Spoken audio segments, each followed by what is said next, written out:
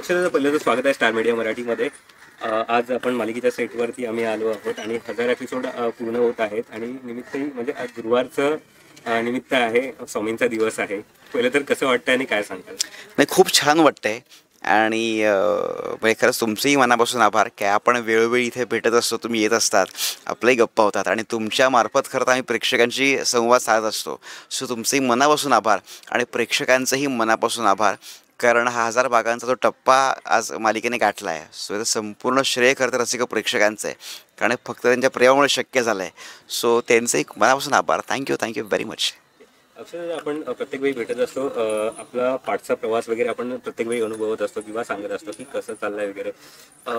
अशी काही आठवण सांगायची राहिली का की आज 1000 एपिसोड पूर्ण होत आहेत, सो एखादी अशी आठवण आहे जी प्रेक्षकांसोबत शेअर करायची आहे? अशा तर खूप अशा आठवणी आहेत खरं तर, आणि तुम्ही आता विचार पटकन सांगणं फार अवघड आहे, कारण 1000 भागांच्या हजारहून जास्त आठवणी आहेत. पण कसं सांगू आता, नाही मला सगळं आठवतं आहे बेसिकली डे वन, की इथे इथे येणं, सगळ्यांचं आमचं फर्स्ट टाईम भेटणं. मग त्याआधी आम्ही कोणीही एकमेकांबरोबर काम नव्हतं केलं, कोणी एकमेकांना ओळखत नव्हतं.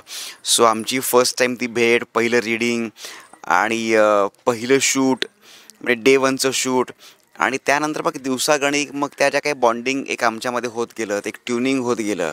सो ते ऑफ स्क्रीन बॉन्डिंग स्ट्रॉंग जसं जसं होत गेलं तसे ते ऑन स्क्रीन सीन अजून रंगत गेले आणि माझा प्रवास पुढे गेला. सो काही कलाकारांचा काही पात्रांचा हा चरित्रामधला प्रवास त्या ठिकाणी थांबला, काही नवीन पात्र जोडली गेली, मग ती पात्र आत्ता अजूनपर्यंत आहे. सो प्रत्येकाबरोबरच मी खूप एन्जॉय करतो या गोष्टी, आणि या मालिकेद्वारे म्हणजे मी आत्तापर्यंत इतक्या कलाकारांबरोबर काम केलं आहे जे मला एरवी कधीही शक्य झालं नसतं. म्हणजे मलाही आठवत नाही आता तो काउंट किती असेल, कारण प्रत्येक एक गोष्ट जेव्हा येते त्या गोष्टीवर किमान एक 7 ते 8 लोक नवीन असतात.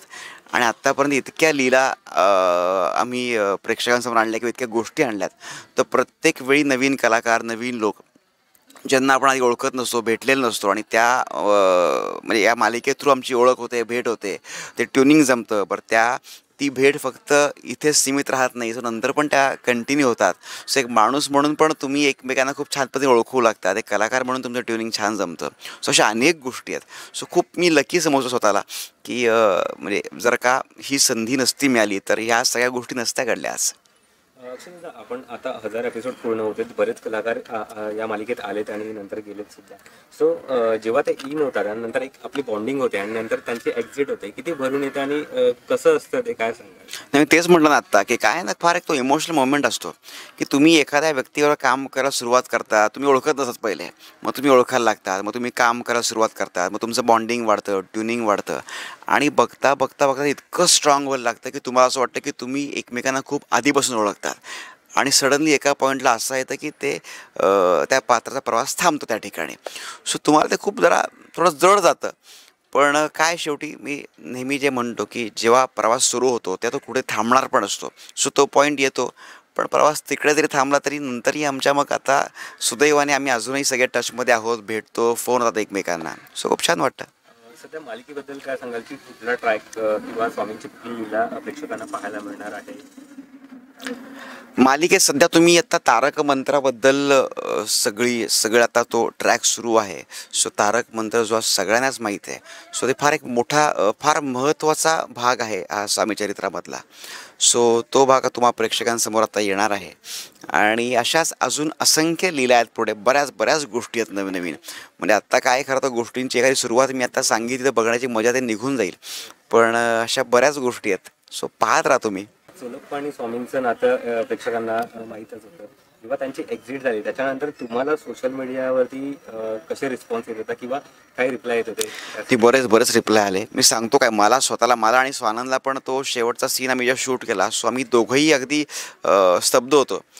त्याचे पण डोळे पाणावले होते, कारण जो पहिला सीन जेव्हा स्वामी अक्कलकोटमध्ये येतात आणि म्हणतात की आमचा चोळा कुठे आहे, सो तो सीन, आणि जेव्हा स्वामी चोळप्पाच्या घरी जातात आणि एक तो सीन शूट केला की जेव्हा चोळप्पांचा चरित्रामधला प्रवास संपला आणि त्यांचा शेवट होता.